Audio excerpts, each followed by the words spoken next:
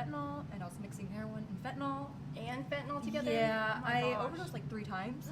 I should have been dead. Honestly, I should be dead. Hi, I'm Tammy, Hey, I'm Shay. and we are 2 faithful mamas. And we just wanted to come on here and encourage all of you mamas out there that you could walk this out with Jesus. Yes, you can. You can do this. And so pretty much our channel is going to be about encouraging each other, how to walk this life out with Christ, anywhere from being a wife, a parent, Yes. just being a disciple ourselves. And we're going to share a lot of great testimonies on here with y'all. So we just hope that you guys are encouraged and inspired and equipped to walk this world out with Christ. So here we go. Right. Okay. So, Shay, Yes. we've known each other for what? Since 2019? Yeah, 2019. Yeah. 2019, that's when you first came here to Texas, because you are also a former California girl, just like I am a former Californian girl. Yes. But differences in age too, like Shay's like what? 27. 27, I'm like 42. Hey, age is just a number. Okay? Yeah, it's just a number. So, but we've known each other since 2019, like pretty much ever since you moved here. Yep. And when I first met you, you were like a different person. Oh, yeah. Ugh. Well, you were just a little, when I looked at you, I thought of like anxiety. Oh, yeah. Very much so. I had tons of anxiety. It's just so weird to think back. Like, what was that, 4 years ago? Yeah. Yeah. Yeah, is it 4 years ago? Yeah. Oh my gosh. Feels time so flies. long, but it feels short. Yes. But I'm like, yeah. Tons of anxiety. So, okay, so you grew up in California. So tell us a little bit about your childhood. My childhood was not that bad. It wasn't the greatest. Yeah. Like, I don't know how to explain it. Both my parents were in active addiction. They started at a young age. They were not together. They were never like married. They were more of like a little hookup. Yeah.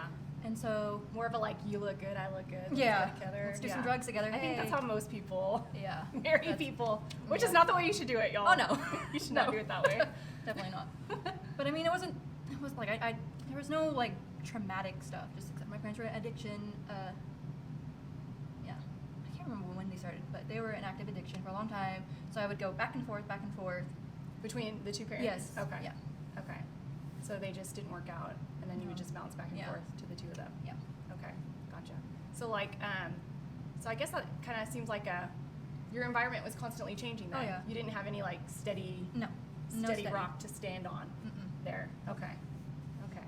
So, but nothing like any bumps in the road that you faced growing up? I mean, I know your parents were in addiction, but what was that like? Like, I mean, it wasn't the best because I didn't have a mom. I didn't have a dad.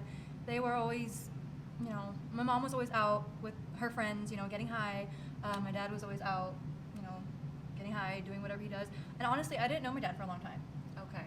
Until about the age I was like maybe 9 or 10. I went to stay with my grandma, his Yeah. mom. Yeah.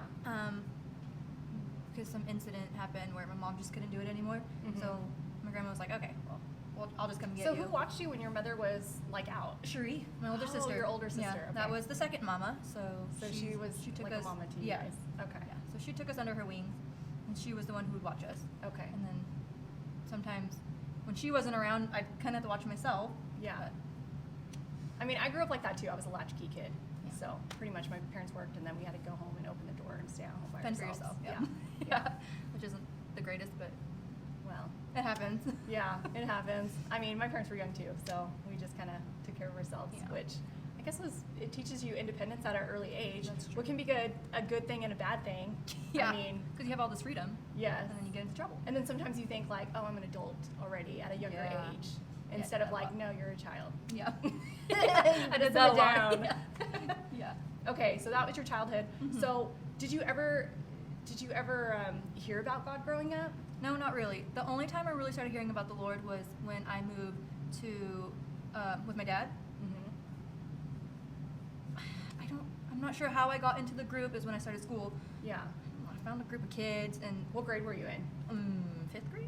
Okay. I was really young. Okay, I was in fifth middle grade. school, and I don't know the backstory. I don't remember, but I ended up going to a youth group, Yeah. and so that's how I learned about the Lord. But I never got into it. I went more for the friends.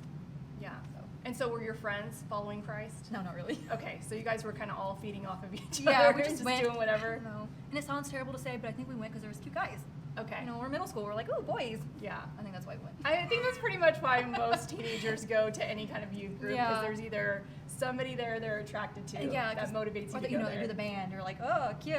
Yeah, yeah. I'm pretty sure that's why we went. Yeah. Yeah. I mean, honestly, growing up, I probably would have done the same thing, Yeah. but my parents didn't really we grew up Catholic, so we didn't really do that youth group thing unless Yeah. it was with a Catholic youth group, and you only went because there was somebody else there that you were attracted to. Otherwise, it was like boring. Yeah, I have Catholic background. Like, my mom grew up Catholic, but Okay. I still didn't hear much about it. And you don't remember going to like a church or anything growing up? We were not growing up in church. Okay. All right. So then, your parents were into addiction. Mhm. So when did you start being interested in that? I think I was about 15 in middle school. The group of kids I started getting in contact with. You know, they're all popping pills, smoking weed, drinking. So that's how I got. That's so crazy. Yeah. That blows my mind that like teenagers can like be getting all this stuff. Yeah, I look back at it and I'm like, oh my gosh, you were so young. Yeah.